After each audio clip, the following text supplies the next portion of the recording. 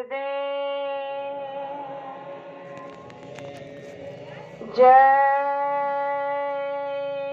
गुरुदेव। जय गुरुदेव। नाम किसका? प्रभु का पावन नाम। तो प्रेम से बोलिए जय गुरुदेव। सबसे पहले युग पुरुष परम संत बाबा जय गुरुदेव जी महाराज, इनके चरणों में अरबों खरबों प्रणाम। ईश्वर भगवान और उनकी दृश्य अदृश्य शक्तियों को भी कोटि कोटि प्रणाम। यहाँ पर उपस्थित नारने गांव के सभी माता पिता भाई बहनों को और हमारे शाकाहारी प्रचार में चलने वाले सभी माता पिता भाई बहनों को, बच्चे और बच्चियों को बड़े प्रेम के साथ जय गुरुदेव। आज का दिन बड़े परम सौभाग्य का है कि आज आपके गांव में शाकाहारी रैली के निमित्त ही सही, लेकिन सत्संग कार्यक्रम हो रहा है। और सत्संग जहाँ होता है वहाँ पर वो भूमि पवित्र और पावन हो जाती है। वो वातावरण बहुत ही सुंदर और पवित्र हो जाता है। तो गुरु महाराज की असीम दया से आज ये सत्संग का कार्यक्रम यहाँ पर हो रहा है। तो गुरु महाराज कहते हैं कि आज इस वर्तमान समय में इंसान के पास सब कुछ है, लेकिन अगर कुछ नहीं है तो वो है समय। लेकिन फिर भी हम सभी प्रेमी अपने संसार से थोड़ा समय निकालकर जो आज यहाँ पर पहुंचे हैं, तो ये हमारा आपका परम सौभाग्य है। तो गुरु महाराज ने कहा कि संसार में दो बातें बहुत अहम हैं, एक है सत्संग और दूसरी है सेवा। तो सेवा करने से कितना फल पुण्य प्राप्त होता है, ये संत महात्मा के सिवा हमें कोई नहीं बता सकता, और ये बातें केवल सत्संग में ही बताई जाती है। तो एक छोटा सा प्रमाण देना चाहती हूँ कि सत्संग का महत्व बड़ा होता है या सेवा का। गुरु महाराज ने अपने इस विचार में एक ऐसा विचार रखा है कि बहुत सारे लोगों का भ्रम होता है कि भाई केवल हमें भक्ति करनी चाहिए, सेवा करनी नहीं चाहिए, क्योंकि सेवा में हमारा समय व्यतीत हो जाता है, समाप्त हो जाता है, इसीलिए हमें केवल भक्ति करनी चाहिए। तो संत मत में कहा जाता है कि भक्ति और सेवा दोनों ही उतना ही महत्वपूर्ण है जितना आप समझ नहीं पा रहे हो। तो एक राजा थे, वो राजा बड़े ही ज्ञानी और बुद्धिमान थे, और उनका बुद्धि का दायरा बहुत दूर तक पहुंच हुआ था। यानी कि दूर दूर तक उनकी ख्याति थी कि जो भी प्रेमी राज्य के उनके पास में जाते थे कोई प्रश्न लेकर, तो वो उन बातों का निराकरण करते थे, यानी कि अपने शब्दों से उन्हें समझाने की कोशिश करते थे। तो उनकी ये ख्याति दूर दूर तक हो गई कि राजा के पास जाने से हमारे जो भी प्रश्न हैं, जो भी सवाल हैं, उनके जवाब मिल जाते हैं। तो एक दिन एक प्रेमी ने उनसे सवाल किया कि राजन, मैंने सुना है कि मानवीय जीवन में भक्ति ज्यादा महत्वपूर्ण है या सेवा, क्योंकि मैं इन दोनों को समझ नहीं पा रहा हूँ।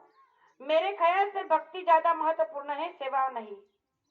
तो उस समय राजा उन बातों को समझकर असमंजस में पड़ गए, क्योंकि उस समय राजा के पास उस सवाल का जवाब नहीं था।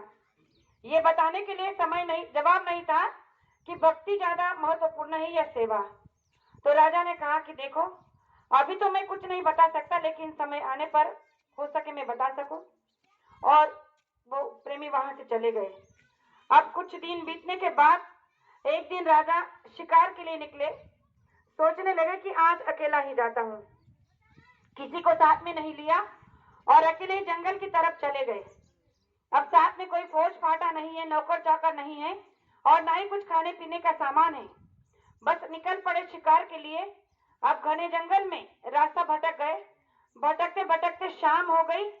अब राजा को भूख लगी है, प्यास लगी है, ना खाने को है ना पीने को है, और भूख से बेहाल है, पानी से बेहाल है, तो प्यास लगी है बहुत जोर से, और शाम हो गई है। अब सोचने लगे कि अगर इस समय मुझे पानी नहीं मिला तो हो सकता है कि मेरी जान भी जा सकती है, लेकिन क्या करूं?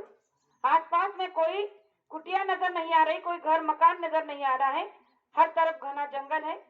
तो दौड़ते हुए आगे चले जा रहे घोड़े पे। तो दौड़ते दौड़ते देखा कि एक दूर एक कुटिया में एक चिराग जल रहा था। सोचने लगे कि चलो जाकर यहीं पे पानी पी लेते हैं, लगता है कोई तो वहां है। और जब राजा अपना घोड़ा लेकर उस कुटिया के पास पहुंचे तो घोड़े से उतरते उतरते ही उनकी हालत इतनी बेहाल हो गई कि वो अंदर भी नहीं जा पहुंचे और कुटिया के बाहर ही गिरते गिरते उनके मुख से निकल रहा था कि पानी पानी पानी। और ऐसे बोलते बोलते वहां पे मूर्छित हो गए और बेहोश की अवस्था में पड़ गए। अब अंदर जो कुटिया में महात्मा साधना में बैठे थे, उनके कानों पर ये आवाज गई कि कोई तो प्यासा मेरी कुटिया के पास में आया और पानी पीने के लिए मांग रहा है, लेकिन शायद मूर्छित हो गया है। तो उन्होंने अपनी साधना को तोड़ा, खंडित किया और उठकर बाहर देखा तो कोई राजा वहां पर मूर्छित अवस्था में गिरा हुआ है। तो उन्होंने पानी का लोटा लिया और उस राजा की मूर्छित अवस्था में उसे पानी पिलाया। अब जैसे उस राजा ने पानी पिया तो उसे चेतना आ गई, यानी होश आ गया।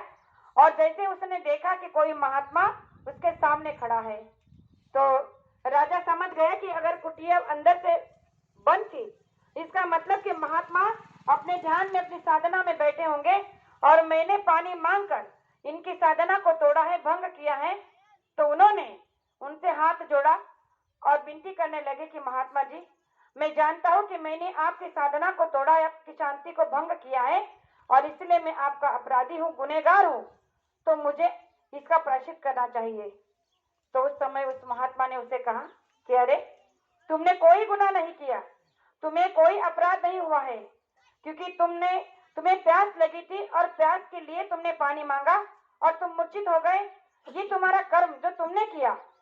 और मैंने जो आवाज सुनी कि कोई मेरे दरवाजे पर, मेरे द्वार पर आकर प्यासा है और वो पानी से तड़प रहा है और मूर्छित होकर गिर गया है और उसे पानी पिलाना ये मेरा कर्म है, तो मैंने अपना कर्म निभाया, अपना धर्म निभाया, तुमने अपना कर्म किया, इसलिए इसमें तुम्हारा कोई दोष नहीं।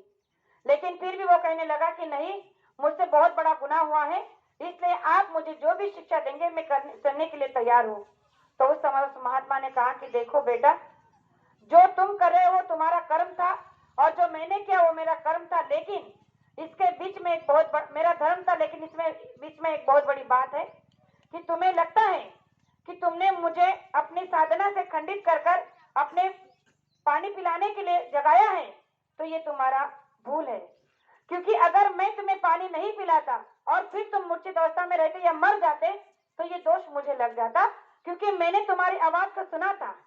अगर मेरी साधना इतनी पक्की थी कि अगर मैं तुम्हारे उस साधना में इतना लीन हो जाता कि मैं तुम्हारी आवाज को नहीं सुन पाता तो शायद मुझे दोष नहीं लगता। लेकिन मैं साधना में बैठा जरूर था, पर मेरे कानों पर जब तुम्हारी आवाज आई कि मुझे पानी पिला दो, पानी पिला दो, और अगर मैं जानबूझकर तुम्हें पानी नहीं पिलाता और तुम्हारी जान चली जाती तो शायद मुझे बहुत बड़ा दोष लगता, अपराध लगता। इसीलिए मैंने मानवता का धर्म निभाया है और इससे बड़ा सेवा से बड़ा कोई धर्म नहीं है, और इसीलिए तुम्हें ग्लानि होने की कोई जरूरत नहीं है, मैं तुम्हें कोई सजा नहीं दे सकता। और जब उस महात्मा के मुख से ये बात राजा ने सुनी तो उन्हें उनके प्रश्न का जवाब मिल गया।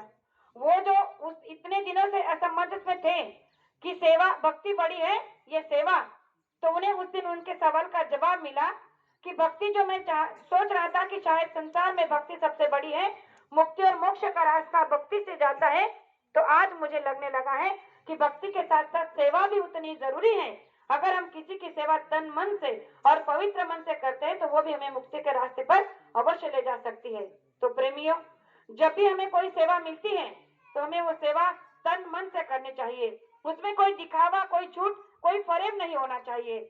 हम जब भी कोई सेवा करते हैं तो दिखावे की करते हैं कि कोई हमारी तरफ देख रहा है तो हम उस काम को करने लगते हैं कि हम उसके नजर में आ जाए।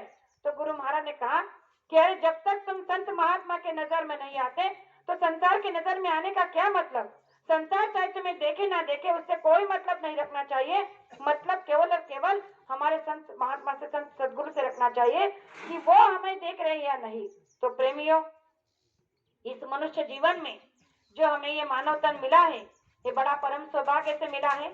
और आध्यात्मिक जीवन में ये बताया जाता है संत मत में कि भक्ति और सेवा दोनों ही उतने ही महत्वपूर्ण है जितना आप समझते हैं। तो गुरु महाराज ने कहा कि आप भक्ति भी करो तो आपकी सेवा बन जाएगी और आप सेवा ऐसी करो कि आपकी भक्ति बन जाएगी। इसलिए कहा जाता है कि जिसने सेवा की उसने हरि नाम लिया ना लिया, यानी कि भक्ति में आप इतने लीन हो जाओ कि आपकी भक्ति परम पिता परमात्मा तक पहुंच जाए और आपकी सेवा कबूल हो जाए। तो आज के दिन में आपको ज्यादा कुछ ना कहते हुए केवल इतना ही कहना चाहूंगी कि मनुष्य शरीर केवल सेवा करने के लिए मिला है, तो सेवा कोई भी मिले छोटी बड़े उसका हमें मतभेद नहीं करना चाहिए, केवल अंतर मन से उस सेवा को करते रहना चाहिए। तो हमारी भक्ति भी बनेगी, हमारी सेवा भी बनेगी और हमें मुक्ति और मोक्ष भी मिलेगा। तो दो बातें आपके सामने रखी, हो सकता हो कहने में एक आध शब्द ऐसा निकल गया हो जो नहीं कहना चाहिए था, तो आपकी छोटी बेटी समझकर माफ करना ऐसे आशा करती हूँ और मेरे दो शब्द को यही विराम देना चाहती हूँ। जय गुरुदेव, जय